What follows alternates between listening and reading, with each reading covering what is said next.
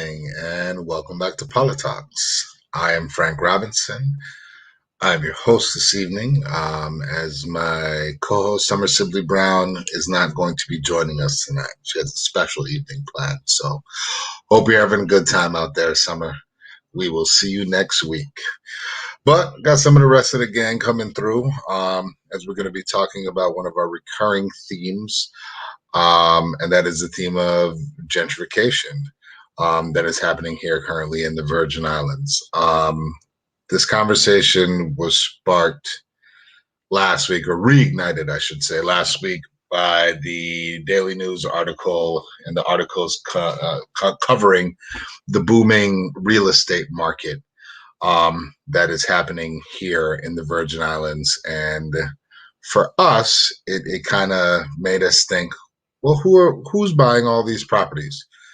You know, especially when you look at the details of the article and when it talks about the value of properties that are being bought, properties that are, well over $500,000 up into the $1 million range. I think the majority of the prices, the homes that were being sold were between $350,000 and $400,000. Please correct me if I'm wrong. But, given the current economy that exists here in the Virgin Islands, it would behoove one to believe that this is not being purchased by Virgin Islanders and largely being purchased by people from elsewhere. And really and truly, there's nothing wrong with people moving around, wanting to live in a new place and enjoy the difference of living in another country, living in another culture or whatnot. But I think the reason why this topic keeps coming up in this way is that it currently has a lot of negative things attached to it. There's a lot of bad blood being created between those who are gentrifying and between those who are from here. And it's really unfortunate because I think for a good period of time, everybody who was moving to the Virgin Islands had a fair level of respect, understanding, and whatnot. So it wasn't something that was a big deal or a problem. And I think lately is that there's been a certain level of attitude and disrespect that is turning people off. And so this is a conversation that needs to be had because, of course, as people move into your community, they are going to affect what happens in the community. So that's why we're having this discussion here tonight. Got Kemet, got Darren with me. We'll see who's able to join with us later. What's up, fellas? Good evening. Good evening. Good night. Good night. Yeah. So I guess before we dive in deep, let me hear how you guys feel about the current climate of gentrification in the Virgin Islands. I guess I'll start with you, Darren, and then I'll move to you, Kemet. Just because right now, Kemet, you aren't living currently in St. Croix, but at the same time, through social media, through the news, through speaking to people, I know that you definitely have a perspective about what's going on. And of course, what you saw before, you had to leave Ireland. So, Mr. Georges. So for me, gentrification is an issue because, generally one version is to live well and to be able to flourish and do all these great things at home. But just like in our previous conversation last week about the 2040, the 20-year plan, when you see stuff like the average household, their income is 31,000 a year, versus in contrast to people living in the United States that earn 62 or higher, right? And then you see all these, issues where we have a rising increased cost of living, but wages are stagnant and low, and there's people that want to come back home with their various degrees, their experiences, their expertise, getting lowball offers. It just seems like a perfect storm where, you know, where their version of us might look drastically different in the next 10 to 20 years, or maybe sooner than that. And I think for us, Sooner. like, sooner, and I think, like, we deserve a piece of this paradise, right? We live here, we build this culture, we have our children here. Like, I think in all, it just serves to becoming participants in this capitalistic system that says if you have money, you could just buy your way into anything. And now we also dealing with classism issues, whereas we're gonna have a island of people who are the have and the have-nots, and that's gonna come down to representation issues. That's gonna come down to economic issues, socioeconomic issues. So I think we're in a place where we're not where we want to be, and I think talking about it now is gonna really help. But if we don't do anything, like I said, the climate of the islands. I mean, some islands of, at least one island in particular we know has completely changed. That could be the reality of all the islands. Very true. I believe the island that you are referring to is St. John, Yes. or St. John's, as some people like to call it for some reason. You know, Yeah. that's not a joke. I mean, this has been I know. I'm this laughing is a because this it's is a a thing. frequent argument on the internet where somebody will be like St. John's, St. John's, St. John's, and somebody will correct them that it's St. John, and people get all up in arms. Like, I think that's another thing, is that I don't understand why people don't understand that, like, there's just a little bit of respect in trying to get someone's name right, the name of their home right. You know, take a little time to figure out how it's spelled, how to pronounce it. you know, like St. But John's is that, but the that's capital. St. John's is the but that's capital of Antigua. yeah. So yeah, I think that's the effect of neo-colonialism, right? I have money. You have to respect me because I have money. I'll buy your I could property, call it what I whatever. want. I could call it whatever I want, and that's just something that we have to, every single time. It's going to be annoying to combat because our island is based off respect for one and all, and we're just going to enforce it. Is there's going to be a battle, but we're going to have to do it. Heard. I think I think that's just ignorant people, to be blunt and honest. Capitalism might play a role in it, but at the end of the day, like it's not like. So Bill Gates has been trending in the news. So his is the first name that pops into mind, but he's not going to come to St. Croix or to St. John and call it St. John's. He's not. It's just ignorant space people that make those calls and live the way that they live.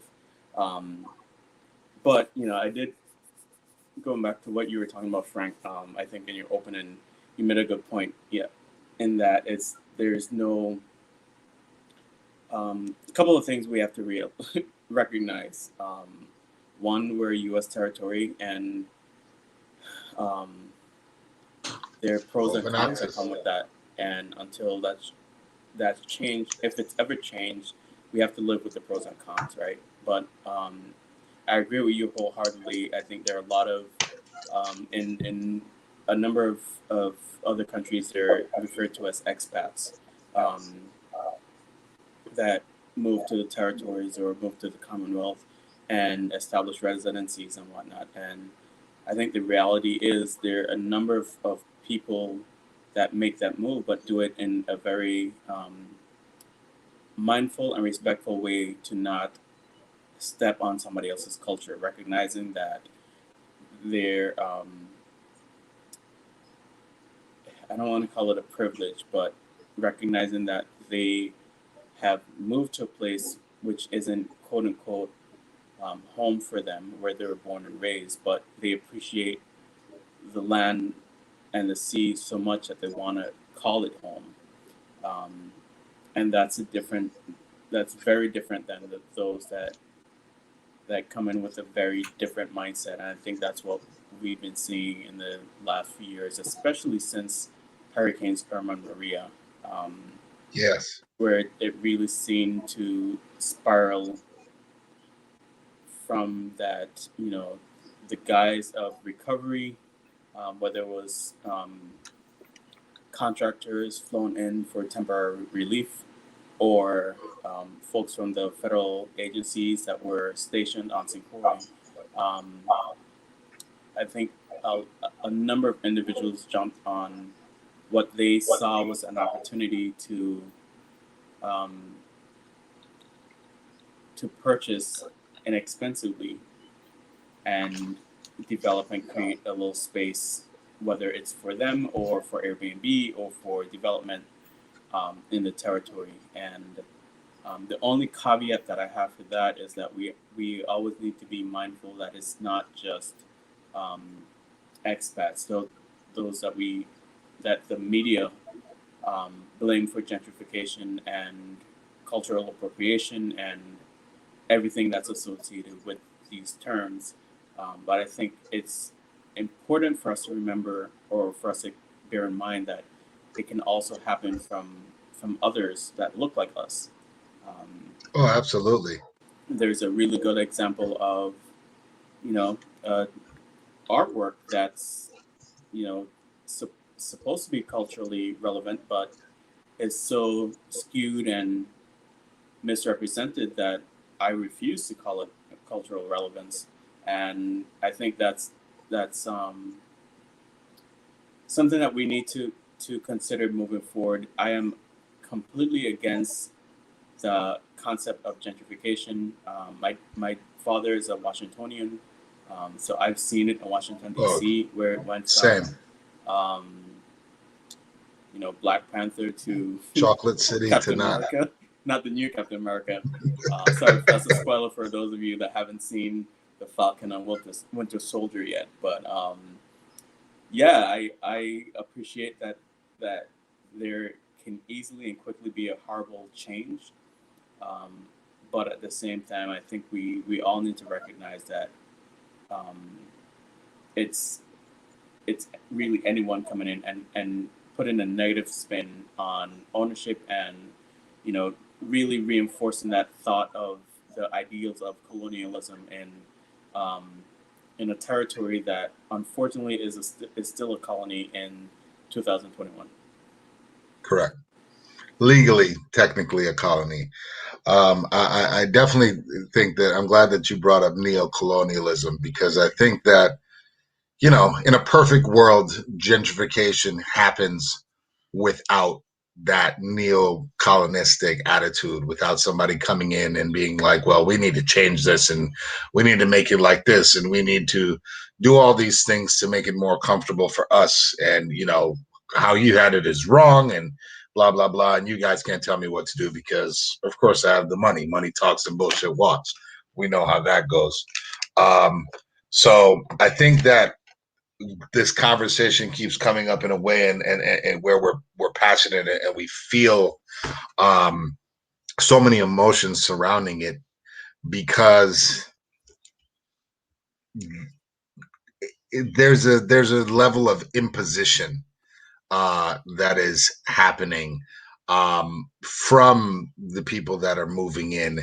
It's not like people want to move here and enjoy it as it is and make it better as it is. It's like, let's move here and make this our little piece of wherever we come from uh, here. And that way we're making it better and we're making it better for more of our friends to come here um, and enjoy it. Um, you know what I mean? So I think that's where we get really, really upset. There was a post I saw one of my friends shared with me today and it was a review from TripAdvisor. I don't know what it was a review for, but I do want to just shortly read it real quick. And it says, I believe that they were referring to St. John. It says it was an okay place. Caribbean hash was great. Seems to mostly cater to white people, though. And I'm a white dude. Everything just seems overpriced in St. John. We will never return. Beaches are nice, but the place has no cultural identity, and it's a pain just to get there. It's just white people in Jeeps and country music, not our thing. It's crazy to me, and I mean, I guess it's not that crazy because I've been going to St. John over the last decade. But to think about the St. John that when I lived in St. Thomas as a child, we would go visit, that this is what people could post about it and say that really blows my mind. And it's like, well, what happened to the St. Johnians? Where'd they go? Did they all just move? Did they get bought out? Do they live in St. Thomas now? I mean, really and truly, what happened? But I mean, to say that St. John is a place with no cultural identity, it is just white people in Jeeps and country music, is a true testament to the lessons of what is happening with this gentrification. Um, and I want to know how can we stop this where it currently is, and and find a way to make this work for the betterment of all of us, or is this just one of those machines that is just bulldozing the forest? There's no stopping it. Once it's done, it's done. It takes a long time to undo.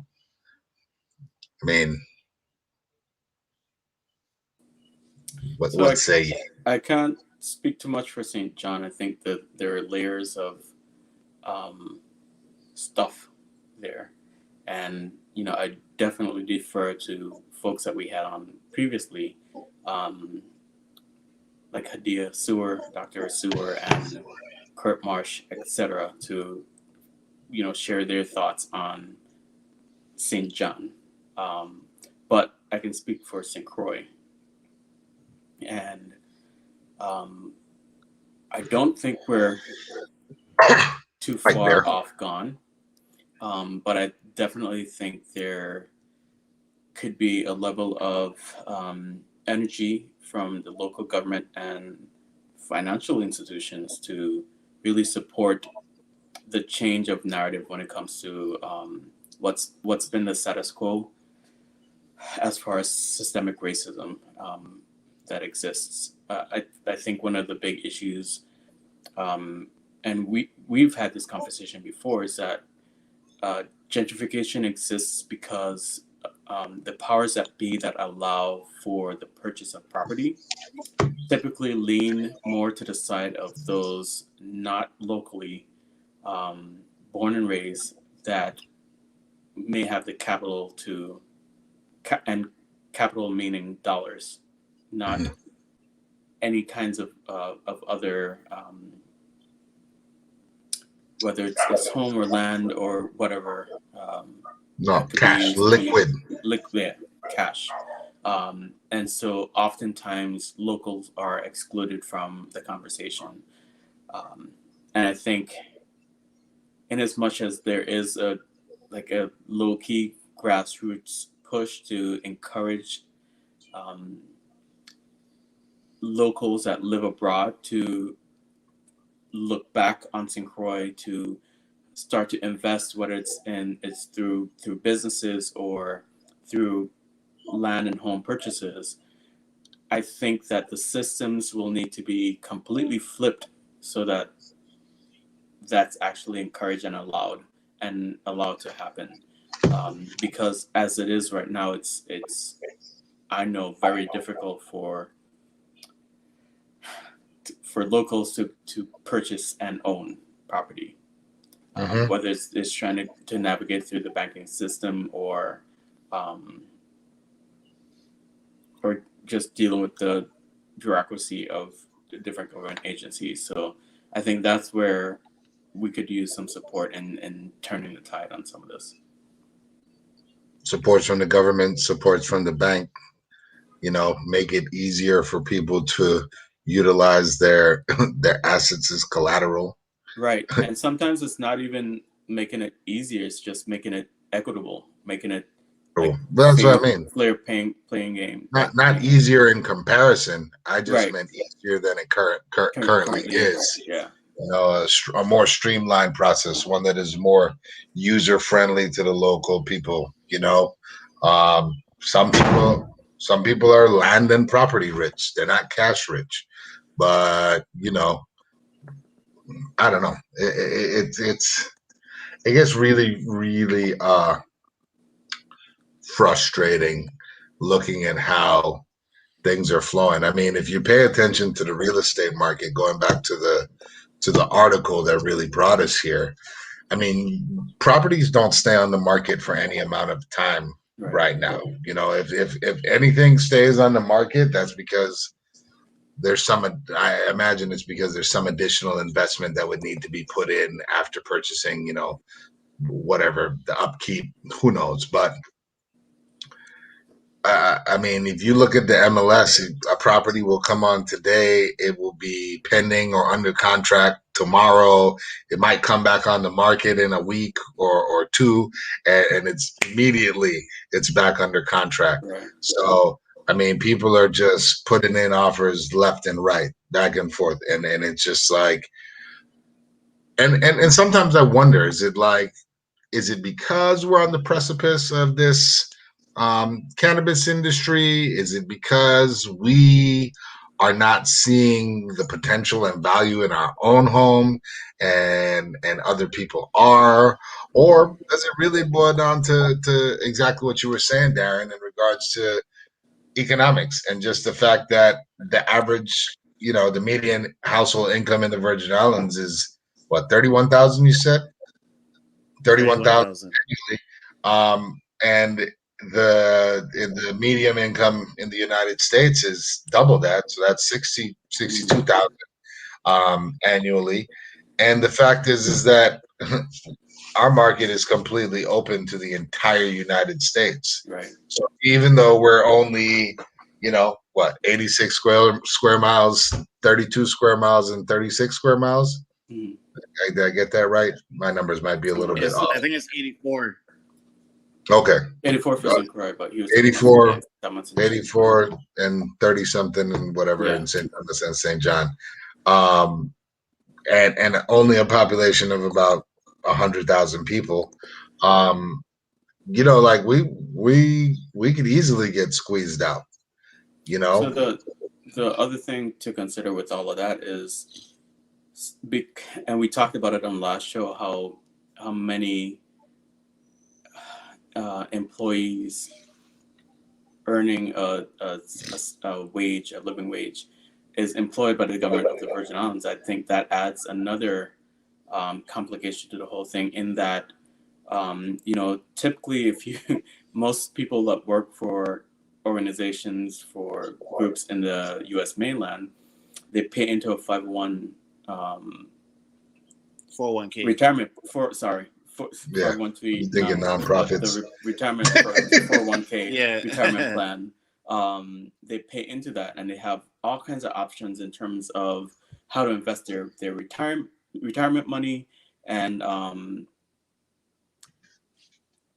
options to actually use it if you switch jobs or whatever the case may be. A lot of options become available to you. Whereas for most of the people working in the Virgin Islands, they have this nest egg that they may not have access to when they actually do retire, but there's no option to really do much with that money besides let it sit there and get used by the government for whatever the government wants to use it for. So I think that's a huge part of it. Not only are you not making as much, but the bank that you do create and the retirement money that you save, you can't do much with it in terms of investing and then actually using it for these big purchases that you might want to use them for. Right. But I So think too, there's that too. I think like we said, we gotta tackle the wage part, right? So you have wages that are flat and underwhelming per se, right? But then also the other part is the ever increasing you know Cost of living. expenses, like yeah, cost of living, right? But the thing is, for me, a lot of it is manageable. That's the part that's struggling to me. Like we talk about WAPA, we talk about our various utilities, and we talk about going to the grocery store, whatever. But everything is intertwined, right? So I think for us is like we don't use enough economic data. If I know we just talk about a 2020 plan, but I don't think economic data is driven into the policies and the laws that we write, because if it were, we won't have the current things that's going on. So unless we tackle those things that continuously increase, so I understand on the other side that hey, we have these issues going on, we can't necessarily increase wages, right? So if that's the case, at least do your part to try and decrease expenditures, because the more disposable income you have, the better it's going to be for all of us. And I just think that that lack of approach about discussing that openly and trying to do stuff towards that, I think is definitely a detriment to us. And also, um, I think financial literacy is a problem that we haven't talked about enough. Like, does the average virgin understand what it means in terms of, you know, taking care of your credit score? What goes into buying a home? What are the options available to you? If you get in a bind, which, things could happen, how do you get yourself to a place where, you can potentially own a home? Are there options for, maybe not, somebody may not be able to afford a 300K house, maybe they could afford 100K, whatever the case is. I feel like those resources we need to start discussing and see if that's something we could put out, because we may need it. Oh yeah, we definitely need that back in the school system, and I think we've mentioned that on a number of Many different shows. shows. But I think not I just the think, school system. I think current adults right now need yeah, it too. yeah, but yeah, I think even more importantly in the school system, because they, like, for example, I never grew up with um, the idea of purchasing land on St. Croix. Like I knew that my great grandfather purchased land for the family, and that there's a slice of a pie waiting for me somewhere, and that's kind of how I've approached it, and I'd assume that a number of other Virgin Islanders have navigated life the same way, not thinking about um, owning property outside of like the family nest egg for the most part, unless you settle with the family and decide that, okay, I need to create um, the space for myself and my new family. But I think that that would be a really critical component to add in it, as um, as you develop either outreach or curriculum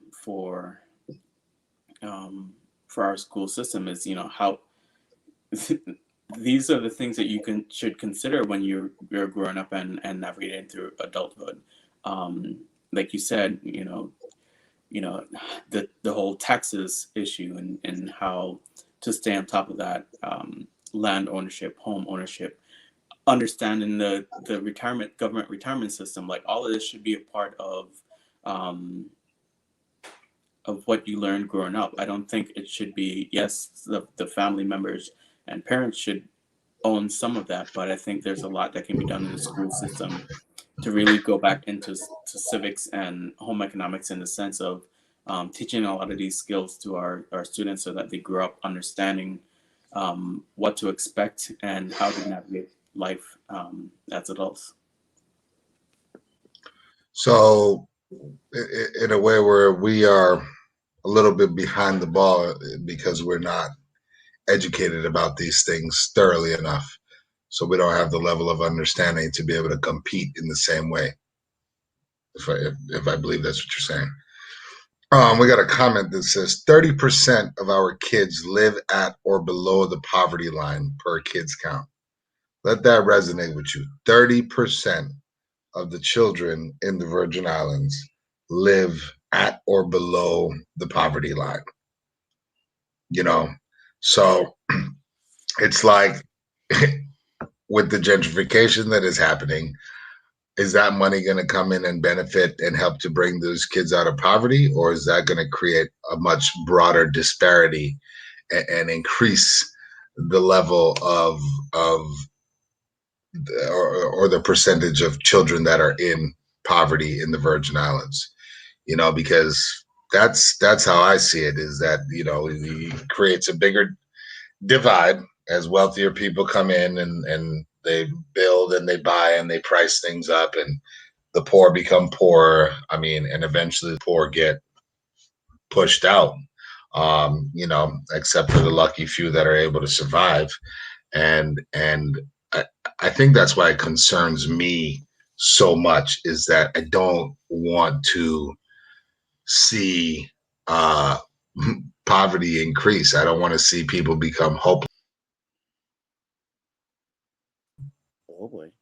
Whoa. I don't want to see people become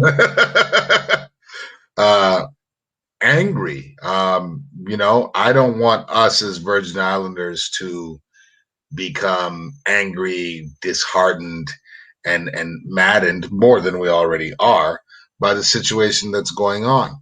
Because it's not just that people are, coming in with more than what you have and taking up space. But like I have to reiterate is the fact that these people are coming in with bad attitudes and a lack of respect for us as people and for our culture on a whole. I mean, the fact that somebody called the police on some man shooting some dumpster chickens with a BB gun to eat, and they actually got arrested, really blew my mind. Like, where do we live? How is that illegal, and why? I mean, why would anybody call the police on somebody killing some wild chickens? Make it make sense for me. Please help me. Anyone? Yeah, no, that doesn't make sense to me at all. Especially since I can recall from my DPNR days where they were actually trying to figure out a way that we could do. I don't want to call it a bounty, but we could help to remove some of the wild and stray chickens from our towns. Because they're invasive, right? But And they're not from here. They're a nuisance more than anything else. But yeah, I hadn't heard about that before, but that's interesting. Yo, those chickens have life good. They're all over the place. I would like to see the government take over some of the abandoned properties and sell them for $1, like in Detroit or Baltimore, so local people can buy and fix up. I think that is an idea that makes sense in some ways, but I believe that the way that our laws are written protect property owners. But then also there's a difficulty when property owners are multiple. When a parent dies and there's a bunch of children and grandchildren, and it has to be divvied up, and there may not have been a will, and so things have to go through probate, and the probate process is very long, very expensive. It's absolutely insane. So I know that is one difficulty with that. And then also, like, if we buy those properties for $1 and then go to fix them up, do we, as Virgin Islanders, are we able to? Can we collectively put together the capital to make that happen? Does any of that type of thing exist? And would we be able to get support from the government in at least developing the physical infrastructure? Because I agree, the aesthetics of our towns could use some sprucing up in certain areas because of the derelict buildings that exist. Yep, we have so many properties in probate, and that is Too a many. fact. Too many. And I imagine many of those properties will remain in probate because if you think about it, the longer properties stay in probate, the more people are born, the more people die, the more complicated it gets to figure out percentage of ownership um, based upon the original owner, and nobody wants to deal with it. Nobody has the time, effort, or money to deal with that. Sydney Paul, So, Hey, thank Sydney. you for joining us. what can Good I to see you. say? Just to close out that thought, Frank, I think there's the added layer of, because a lot of these buildings that the viewer commented on are in the historic districts, you have that additional layer of adherent to the state historic preservation office's regulations and I don't want to call them hoops, but the standards at which you have to renovate by. Yeah. And maybe this is a question that the listening audience could answer for me, but does the historic commission or the historic preservation society or the government assist in any way in the historic rebuilding of those types of properties? I mean, I don't know if any of you know. I don't have the answer for that, but I would Not want that to I know. know of, and I don't think that they have the budget for that. I know that there are some programs out there, um, but I don't know if it's a local government program or if it's on the SHPO. So, yeah, if someone's listening that can help us answer that question, Please. Chairman. Okay. Our towns are majority Black owned. Funding for restoration and heirs ownership protection is important. I can't argue with that. I mean, I do agree that it's important. I just think that we have to find a way to meet somewhere in the middle, especially as it regards to the probate process, because Right. I've And seen it. I also think that historically, there's been a lot of conversations around, um, whether or not countries like Denmark or currently the U.S. should play a bigger role in funding that. Ooh, the, So I don't have a strong opinion on that outside of I think that there, as a territory, we need to start investing in a wise way so that we do end up with capital to play with a lot of the different things that or to fund a lot of the different areas that we've historically been talking about. Um, but yeah, that's a common conversation that's had around things like the development of towns and reparations and things of the like. um, what you just said, I just read an op-ed piece. I think that was shared by the St. Croix or St. Thomas source, and it was a gentleman in Denmark who was saying that Denmark has really just turned its back on the Virgin Islands. It sold the Virgin Islands and its the Danish West Indies and its people to the United States. The United States does what it does as a capitalistic country and uses and underdevelops and mistreats its colonies. And it's saying that Denmark did reinvest money back into Ghana and its places in Africa, and it's saying that they need to do the same for the Virgin Islands, especially as Denmark tries to be a pioneer in regards to human rights in the world. So, his call to action to the government and people of Denmark was that you need to walk the walk that you're talking. And if you're going to talk about doing right by people, you know, go back to the Danish West Indies where you turned your back on 101 years ago. I want the stats on how many owners are residents. It seems like the new ones are buying businesses, not homes. How can your average Virgin Islander compete? I 100% agree with that, Brigitte. I definitely see now there are some people who have bought homes and moved to Island, but many properties get bought without people actually even being here in the Virgin Islands, without coming to the Virgin Islands. They've never set foot here. I mean, obviously we're a tourist destination. Airbnb is a booming business. If you have a little cash to invest in real estate, that's a great way to get a good return on your investment. So people are seeing that the property values are low. Buy a decent sized house, spruce it up a little bit, and put it on the Airbnb market and make a bunch of money. So it's like it's really difficult for us to compete. Once again, it's people with liquid money that and we live here in a struggling economy right now. So it's like, how do we compete? How? Nobody has an answer. I was going to let City answer.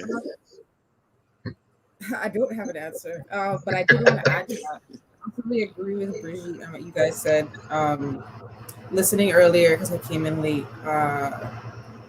has been this experience currently with the housing market has been just phenomenal, and I don't mean that in a good way. I just mean like how amazing it is to see so much property move so quickly on the island. And like you said, Frank, there are people who literally have never been here before in their entire lives and have been purchasing property. That's just crazy to me. And I'm trying to think about what, and you guys probably talked about this before I came on, but like what things were put in place.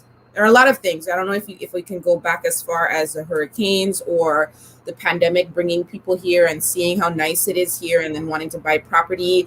Is it that with the pandemic and the economic crisis, or if there's like a housing, I have no idea. But I'd love to get to the bottom of what things or what elements were put in place that have brought St. Croix in particular, because of the housing boom that we're seeing. I think it's a combination of things. I think it's a combination of things. I would say it starts with HGTV.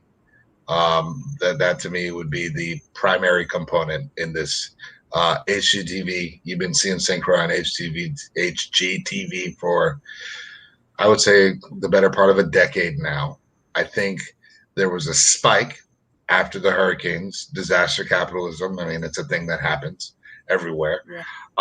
But you bring a few thousand people to the island to help, but they're also making way more money than people were making, especially after the hurricanes. Everybody's just scrambling to survive. We ain't making no money, and they making 20 to 100 grand a month. So there's that, and of course, we're nice people. We're nice, welcoming people.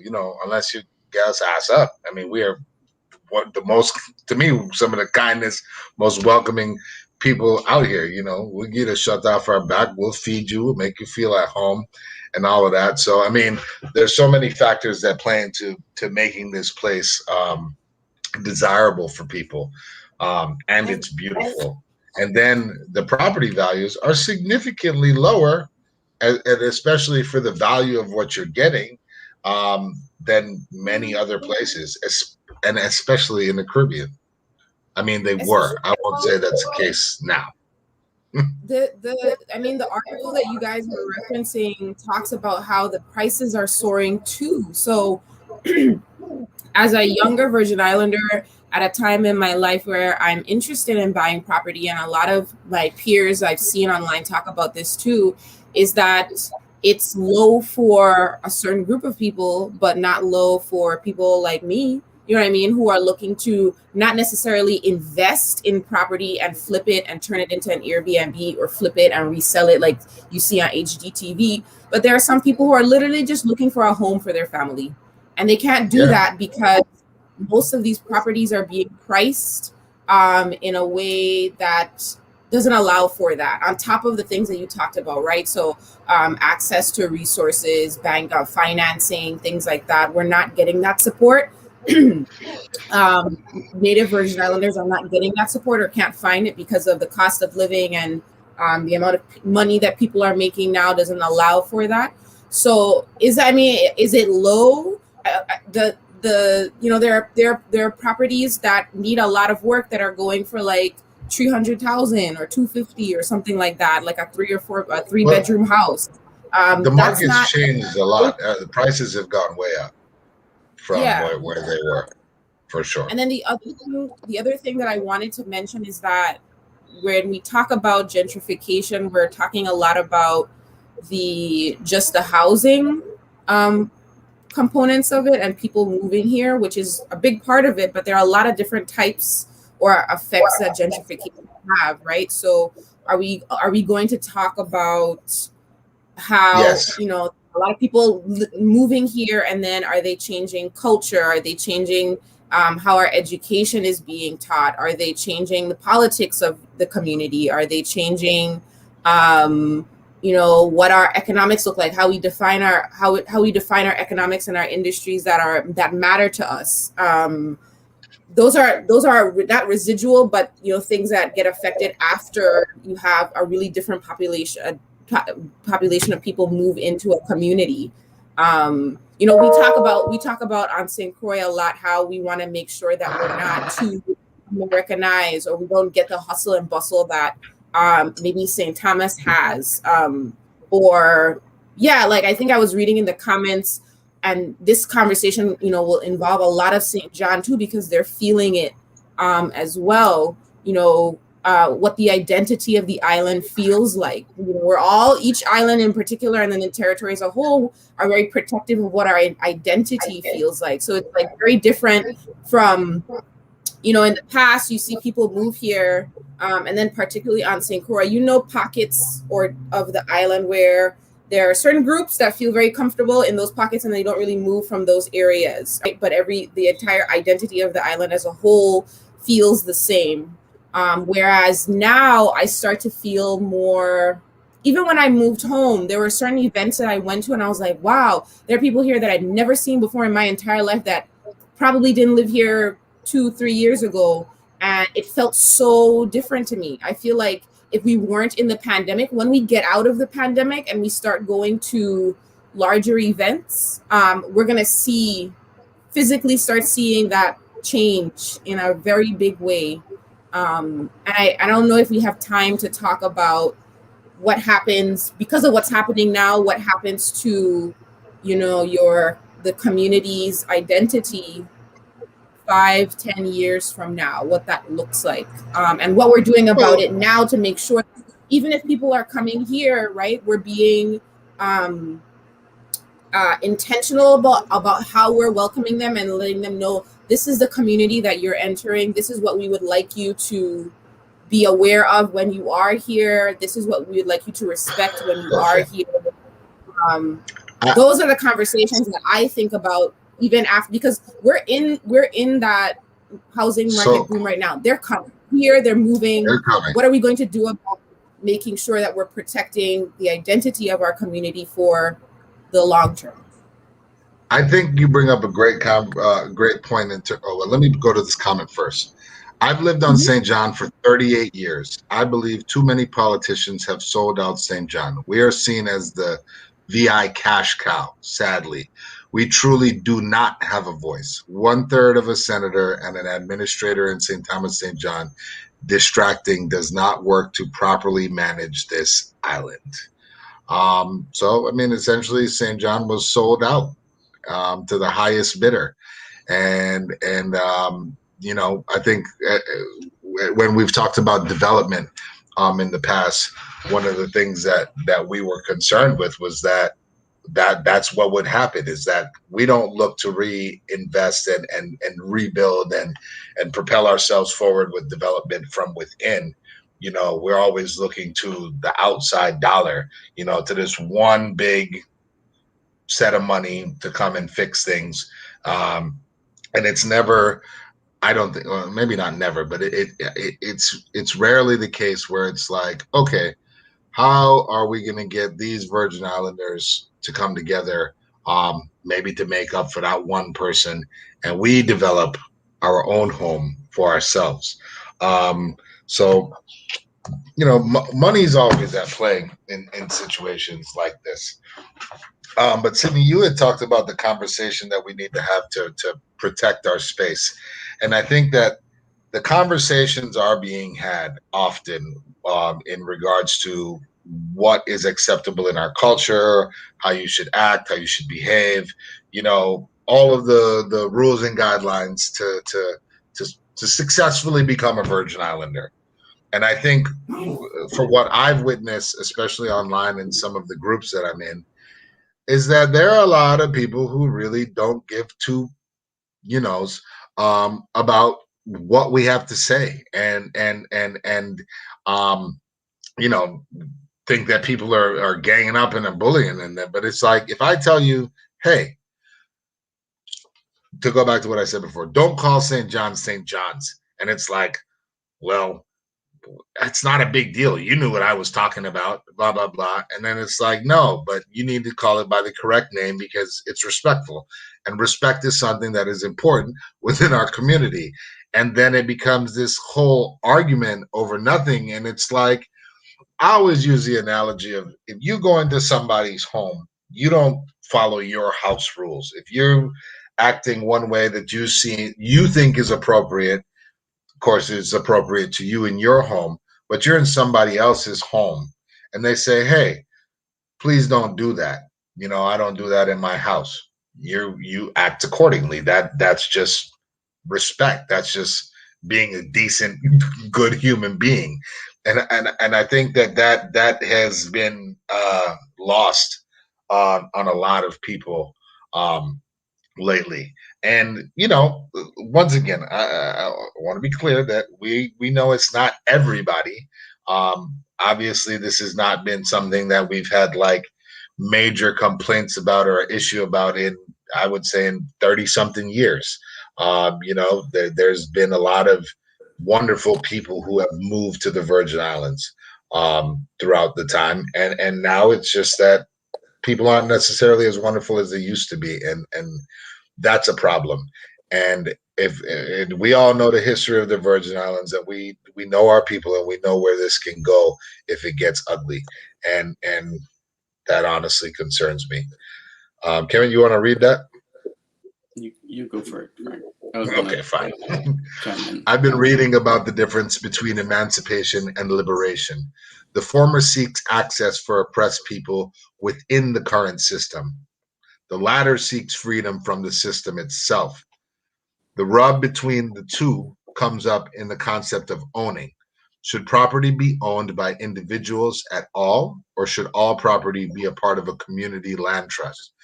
Should we seek wealth through the current capitalist stock structure, or should we develop a local currency that exists outside the Kyle, I don't know if you could shoot us the rest of that comment. And I think it said outside the system, as I imagine what it said. And whew, that's a heavy comment. That's a heavy thing to approach, because I agree. We've been emancipated but not liberated. We have adopted the same system that brought us here and enslaved and abused us and sold us and treated us as property. And we have not, I don't think that we have found a way to liberate ourselves within that system. As it regards to ownership of land and property, I mean, that's a tough question. Because one thing that I don't want to see is that Virgin Islanders no longer have access to their land. I mean, people are already trying to deny access to the beaches and shorelines, and we should all be able to appreciate at least some of it. Kevin, you had looked like you were about to say something before that comment came in, so I don't know if you want to say what you're going to say and address the comment. Um, yeah, I mean, just to address the comment first, I think that there is definitely some thought that's needed there, and I think if someone was to sit down and sketch out exactly what something like that could look like, it might be beneficial to share that with the community. But going back to your thoughts, Frank, and Sydney's thoughts, um, I I still think strongly that a lot of this information needs to trickle down into our youth. Of course, like Darren said, we need to get for those adults or millennials, whoever you want to consider, that are already in the workforce and maybe not thinking about buying property. Um, I think to Sydney's point, how many locals are interested in buying land, have thought about Mm. it, and I wonder if that's um, I think there's something to be said for those of us that left for college or whatever, military, etc., and then came back, and came back with a different appreciation for home. And I'm wondering how we can encourage um, more of our contemporaries and then the younger generation to just be excited about buying property. Because I know even a lot of our contemporaries on the mainland, they from when we were in college hanging out, they were talking about buying property and buying homes, and more interested in a mortgage than in rent, and not Hmm. excited to go back home to live with family, but wanting to be on their own and do their own thing. And I think that's like a huge part of that is just a cultural difference in how we were raised and our ideals. I think there's a lot to be said about the difference between emancipation and liberation, and I definitely like an entire conversation just on that might be cool, because I think that there's a lot to unpack there, and just Tremendous amount. how we've been trained, how our thought process works, because it's not as it's not identical to a number of our counterparts on the U.S. mainland, or in the other Caribbean islands, or on the African continent. Hmm. I mean, it goes back to our very first conversation when we talked about identity and how we feel about ourselves as Virgin Islanders. So, you know, we stuck in the middle of it all.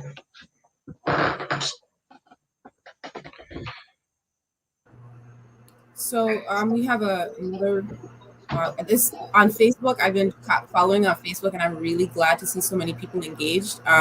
We have a comment from Coral that says the loophole with buying properties for $1 and then fixing them up, that there is a timeline and financial ability to get the loans to fix them up. This is the way rich people with money can qualify to buy properties so cheap with the good credit and money to complete the repairs.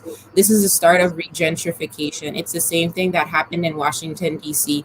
She's absolutely right. I used to live in D.C. When I was getting my master's, and even in the 3 years that I was there, I was living in Columbia Heights, and there was my neighbor. He had bought his townhouse in the 80s for like $50,000, and in 2013 or 2012 when I moved there, his property was already worth over $1 million.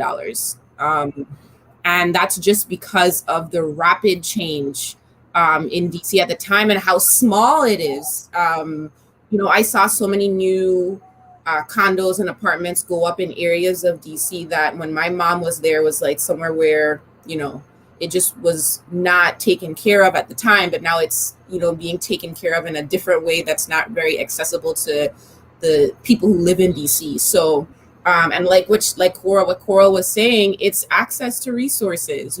I don't know how you fix that with the banks not loaning to, and I don't know what the issue is. One, the local banks not helping with financing to Virgin Islanders here, but also it's really difficult for Virgin Islanders to get access to programs nationally like the USDA. I know that the rural loans are here. I know that you could get different types of FHA loans, but at the same time, it's so much easier to access those programs than it is to access them here, whether it's one bank offering those. And then when talking about credit and looking at it as a business per se, to Kemet and Darren's point about educating young Virgin Islanders about how that process works so that they are preparing themselves in a way to enter the real estate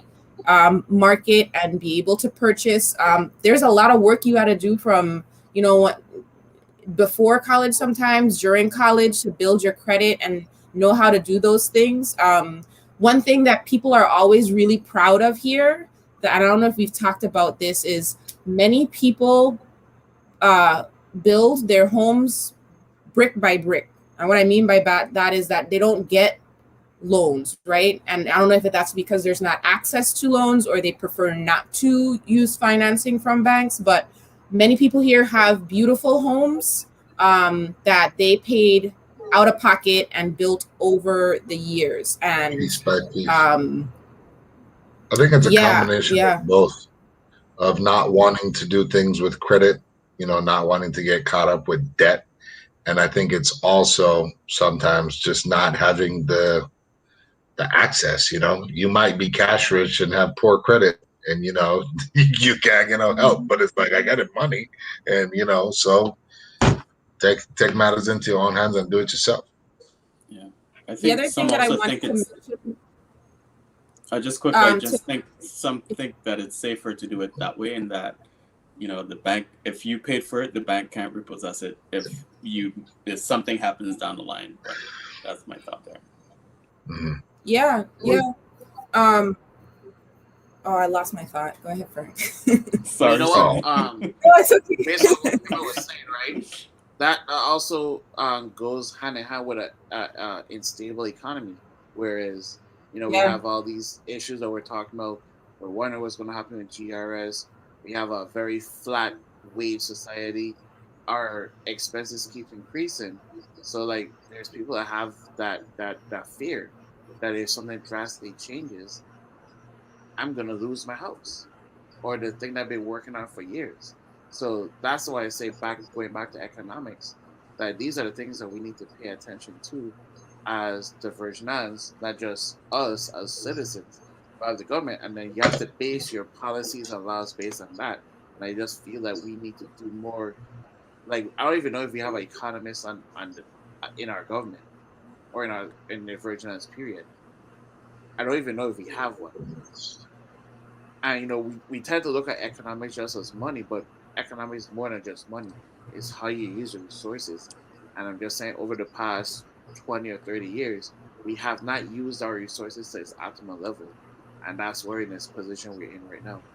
We'll be wasting resources. I remember my comment. Yes. Huh? So another thing that I might remember my comment. So another thing that I thought about in us coming to this topic tonight was how we're seeing a lot of Virgin Islanders selling property, right? So that's why, there's so many things on the market and there are people not from here coming and buying those pieces of property.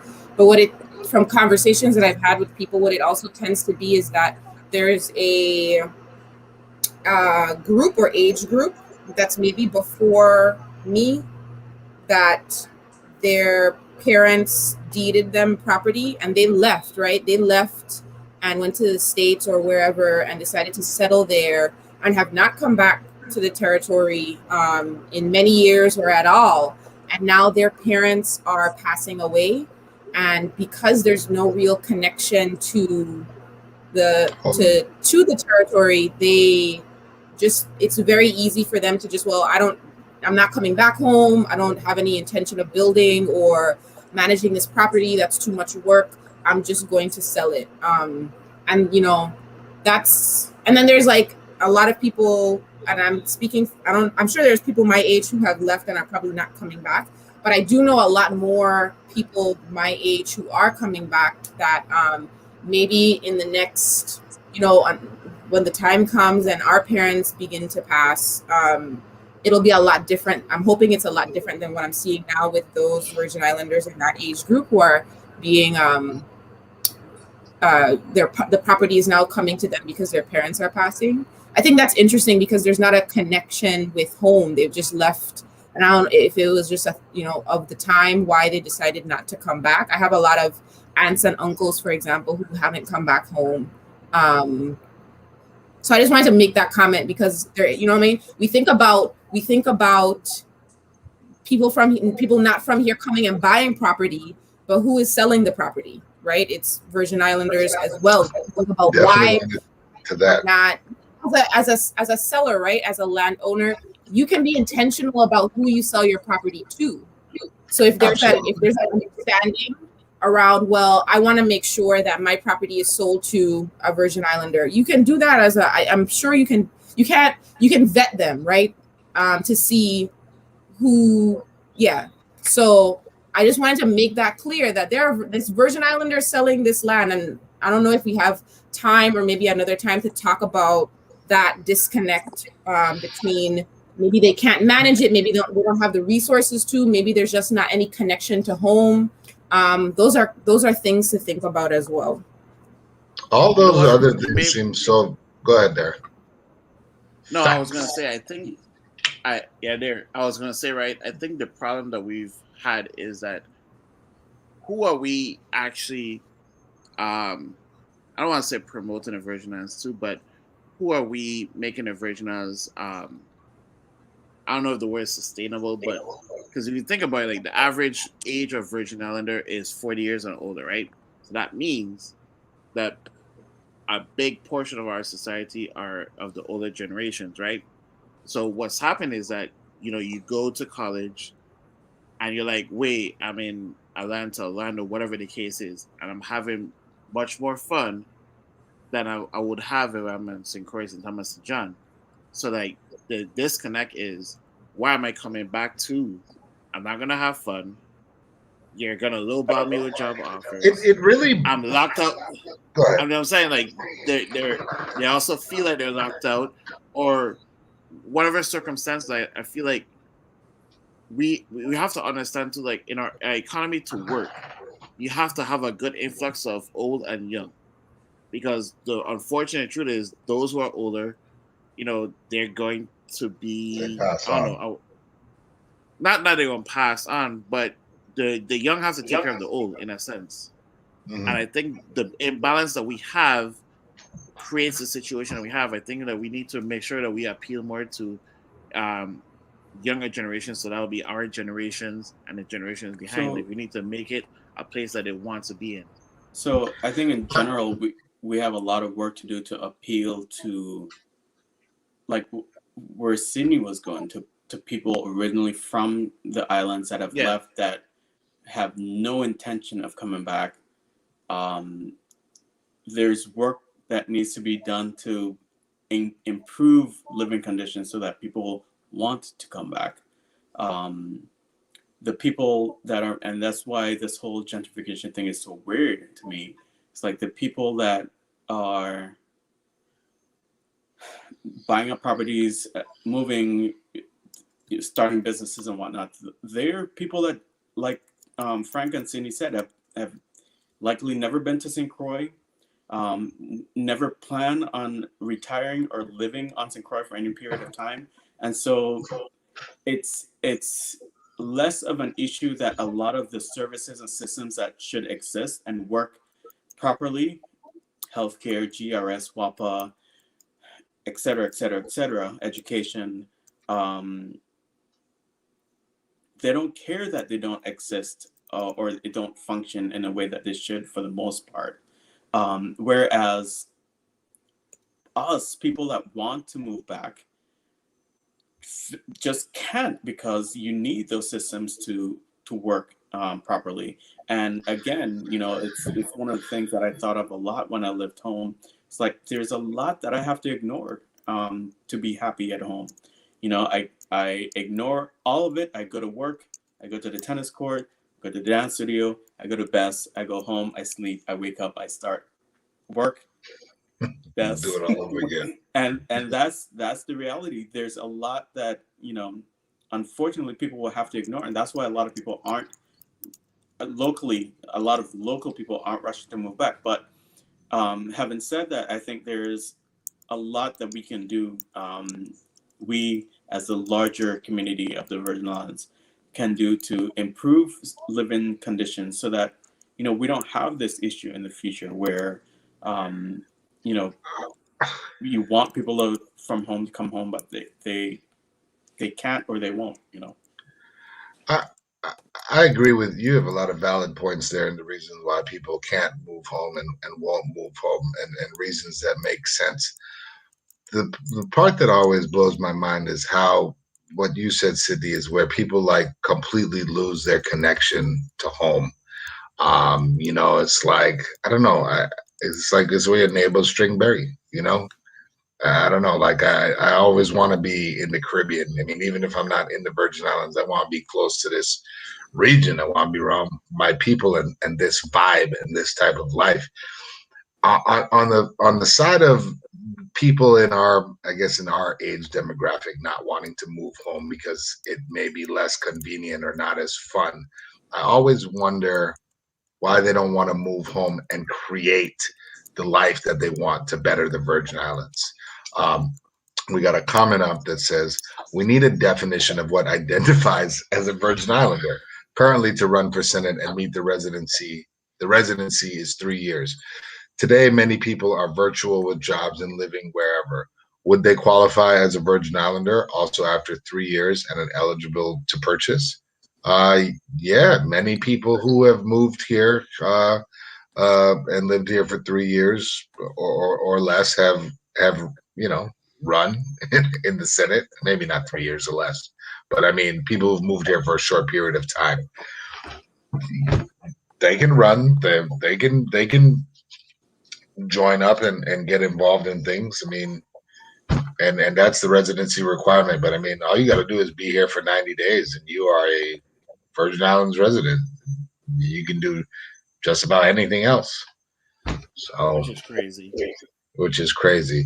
But in regards to why is it that people who are talented, educated, go away, you go to college, you get these degrees, you learn these skills, you experience a different world of life, don't have an interest to like incorporate that back into the society in which they come from in a way that makes it better for us? Because I think that when you move away from one thing, you experience this world that is more evolved, but then you come back and it's like everything's still the same, and then you just write it off.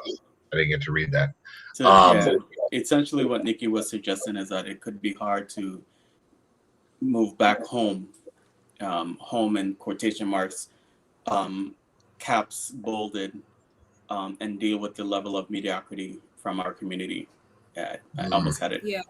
Yes. But that's exactly what I was talking about earlier. And to your point, Frank, I think a lot of people are in the same boat that I'm in right now, where I would love to move back home.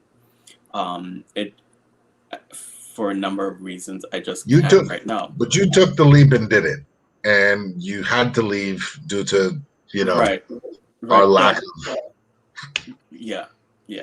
But I did get to a point where I was ready to leave, and just about everybody convinced me to stay. So it says lowball with job offers is correct. There's only so many positions available within the territory, and who wants to go to college and be paid less than what their counterparts would be paid on the mainland? I agree with that, and I understand that, and I guess it's so. A question surrounding that: why is it that, in comparison to many of the other Caribbean islands, do we have a mindset of only being able to get jobs and employment rather than being the creators of the entrepreneurs, the ones to create the jobs, to create the businesses and systems that employs other people that look like us and come from the same place that we do. I find that there's for whatever reason and I think that's changing, but a lack of an enterprising spirit from many Virgin Islanders, or like that's not encouraged as much as it is encouraged to get an education, get a good paying job with benefits, go to college and come back and work. Well, I think what it is like there's so many things that discourage you to run a business, right? And we've seen, at least we could talk about those from St. Croix, like we've seen so many businesses go up and then come tumbling down because you have to deal with this high WAPA bill. You have these taxation issues. Some of the services that you need to run your business is lacking. So it's like there's these barriers that we have to deal with. And then you got a good point. You can't get health insurance as a sole proprietor. You cannot. It's terrible, but it's so the overhead is so huge, right? So unless you come in with a good amount of capital and your business can run well and you earn a high profit margin, you might have an inevitable crash, and a lot of people are afraid of that. Yeah, and we're also not business friendly as well. We're not business friendly either. I do see a lot more of a lot more people being enterprising and being entrepreneurs. I guess it's just like I guess it's in comparison to like what is happening with the gentrification. It's just like people move here and see this as a canvas. Like this is like an open canvas. There are many niches that can be filled and things to do, and they ain't never been here. They don't know, and they just come and do it. And I think for me, why it's like, why don't people come and do what they want to see? It's like we expect everybody else to do it for us. It's like if something doesn't exist and you know that it doesn't exist and nobody else is thinking about it, but you want it to exist, find a way to make it exist. Find a way to make your home, comfortable and happy. In your instance, Kemet, like that is our government's responsibility to get us a fully functioning hospital. Hopefully we'll get there sometime soon. And same thing with our utility, for the power. But I don't know. I mean, I guess that I always think of things like be the change that you want to see. And really and truly, the only people who care enough about their home to do something to really build it up are the people who are from there. Otherwise, it's going to be built up in somebody else's vision. And that's what I see, and that's what's been happening, and that's what will continue to happen. And I know it's a little bit tricky for us being an American colony because that opens us up to anybody with money coming in to do what they want. We don't have like barriers of protection that ensures that the local population remains engaged and gets a piece of the pie. So it might be a little bit more difficult here. What were you going to say, Sydney? I was reading our side chat and just listening to everything. And when I'm out, right, if I'm out in town or wherever, and I can obviously tell that somebody is new to here, a new to here resident or whatever, I always I make it a practice now to ask them, so why did you choose St. Croix, or what brought you here? And usually most of the answers is like, oh, I needed a change in my life, and it's like almost like I just picked a place on the map and it was St. Croix and I just decided to move here. And these people tend to be doing pretty well for just kind of picking up and moving and just doing it. So to what you were saying, Frank, it's interesting. And I know that there are a lot of things that those people don't I either ignore, like Kemet was saying, they ignore the WAPA issue, like, which maybe GRS doesn't apply to them, but they ignore a lot of the things around cost of living that we think about because we've been here longer and there's more of a attachment and generation wise, you're thinking about the health and wealth of your family moving forward. We think about a lot of that as Virgin Islanders, but people who are moving here don't necessarily do that, and they end up living really happy lives here, or it seems they are. And I get so frustrated is like, for these people coming here and literally living their best life, and I'm home and I love being home. I love being around my family and my island and feeling that connection to here and all of that. But I'm struggling, like, so, you know what I mean? Like sometimes I'm struggling, whether it be, cost of living, just buying food, like, and living in the States, and having that comparison also makes it very frustrating for me. So like I understand when there are Virgin Islanders who are like, why would I move back home? I could buy a 4-bedroom house in Texas for $150,000 and be great, you know what I mean? And do all the things that I've been wanting to do. Like, I just don't need that stress to come back home. But how is it at the same time that there are people who are literally packing a backpack and coming down here and, like, just living a life that I feel like we should have been living as, and there's a lot of privilege in that, which is a whole other conversation, that they can do that and we can't. I think that's frustrating. And then one of the last points, because I know that we're coming up on time, that I wanted to make before we stopped was, since the pandemic, there's been a false economy here that we've been living under, and it can make a lot of our, a lot of people, including our leaders, our political leaders, feel very comfortable in the money that's coming in federally, in, this housing market that we're feeling right now, how it feels.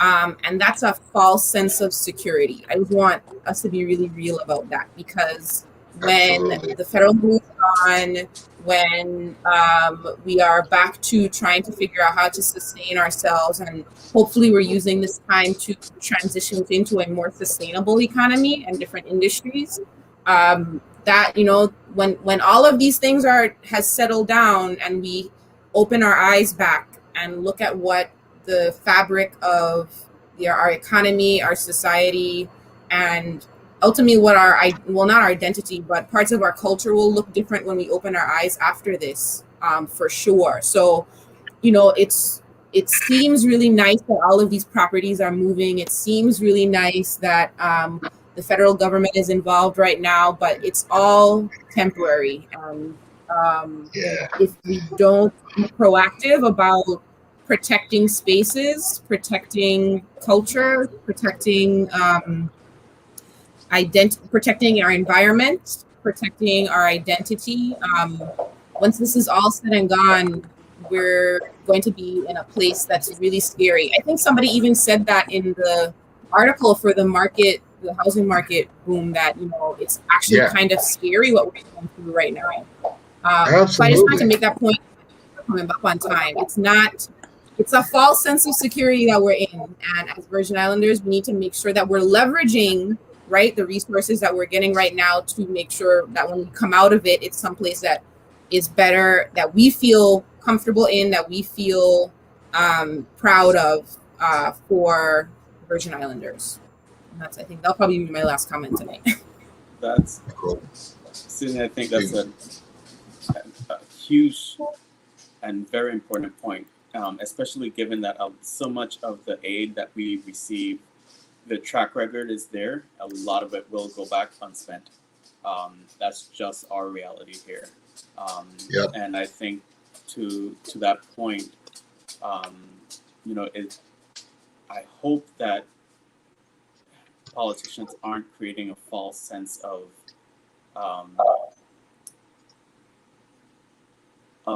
green grass in the territory, given what currently is happening, because anyone can see that what's happening now with the market in the territory is it's not a good thing. I'll just be real.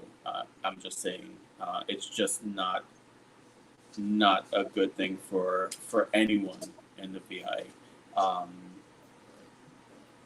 so Realtors, yeah, I hope realtors finally making some money again, but yeah, that's I it. hope that and there's another like set of conversation that I think is important when we talked about like so you've made it to the VI, you've bought property, what's next?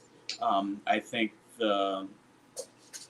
realtors have they're critical um, liaison between those that are buying property and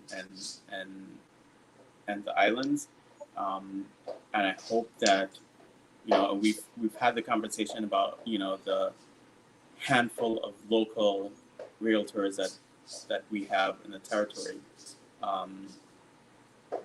But I'd be interested in seeing ways in which some synergies happen where either information is shared or and it doesn't have to be anything formal, but I think that there can be a lot more done to foster people into land ownership, home ownership, business ownership in the VI 101 kind of vibe. But that's just me personally. I don't even know if that would be legal, but I think it would help with a lot of the issues that we have right now. Definitely. Well, I have one last comment before we finish Go up, ahead, right? Dan. I think one of those things we need to do, we as Virginians need to pay attention to what's going on in New York and California. And look what happened there. There's a mass DC, exodus. Atlanta. And the same issues that we're going through, they've been going through for a while until it reached the boiling point, and now people are leaving California and New York in droves. Like I think, if I'm not mistaken, the latest number is I think New York and California has least lost. They both lost a senator because of how many people have left the state. I think it's a representative, not a senator. Senator, congressperson, you know what I mean? Yeah. One of them people. So you need to pay attention to that, because also if they leave in New York or California, guess where they're going to consider coming to? The Virgin Islands. Texas. Texas is where they're going. Texas. All right. I have one question I wanted to ask to us, and collectively, we probably won't be able to answer it tonight, but is it, as Virgin Islanders on a whole, are we collectively aware enough of what is going on? And do we care enough to make a difference, to stop this from going on, to change, course correction, to change course in the right direction of what will make a better Virgin Islands for all of us? I'm just saying it's something that we really need to think about. And gentrification is something that has its pros and cons, and right now we are heavily in the con side of that, and I really hope that it doesn't put us in a place where the Virgin Islands really goes bad over the next few years. I want to see the Virgin Islands prosper, but prosper in a way that still protects these lands and its waters for the people, so that we, the people, can live comfortably, get out of poverty, live healthily, happily, and be able to enjoy these Virgin Islands, in years to come. So anyway, we are about to wrap up. I just wanted to leave y'all with that thought, that question. Are we aware, and do we care enough? And follow us every Tuesday night. We got a few more shows for the season coming up. Follow us on Instagram and Facebook at PoliTalks VI. That's PoliTalksVI.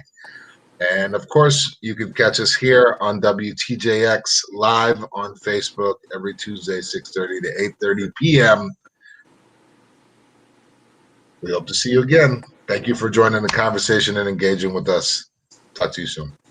We love you. Later. Bye. Deuces.